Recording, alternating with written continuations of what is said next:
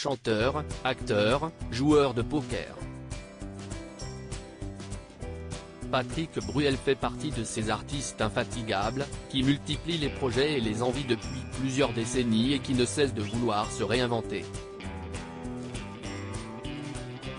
Auteur d'un nouvel opus en 2022, le père d'Oscar, 19 ans, et Léon, 17 ans, a accepté un nouveau projet, être filmé dans les coulisses de sa tournée 2019-2020 pour en faire un documentaire inédit, au cœur de la tournée. Un documentaire finalement diffusé le 21 mars prochain, et où l'on peut voir le chanteur dans sa vie quotidienne de tournée, parfois triste ou en colère que tout ne se passe pas toujours comme prévu lors de ses concerts. En interview dans Téléstar cette semaine, il a d'ailleurs confirmé qu'il pouvait lui arriver de sortir de scène effondré, comme cette fois à Nancy, sous les yeux de sa mère Augusta, qui avait tout fait pour le rassurer. Effectivement, je n'étais pas content de moi, se souvient-il aujourd'hui avec émotion.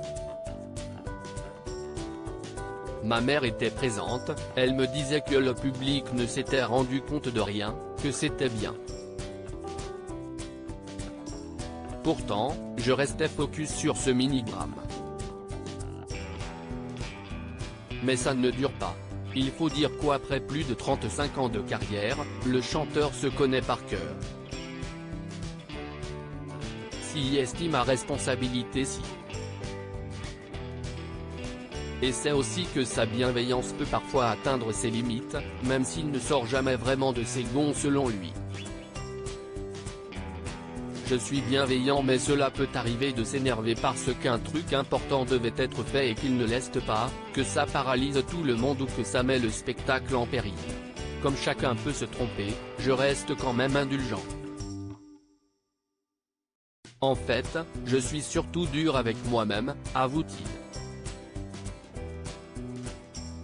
Très proche de ses musiciens, il sait que s'il estie cette proximité qui leur permet de faire de bons shows, selon l'ex-mari d'Amanda Sters en effet, parfois ceux-ci sont capables, à une intonation de voix, de savoir s'il va changer de chanson ou non. Et il n'hésite pas à écouter leurs avis, sur un show qu'il veut garder en perpétuel renouveau. J'écoute toujours.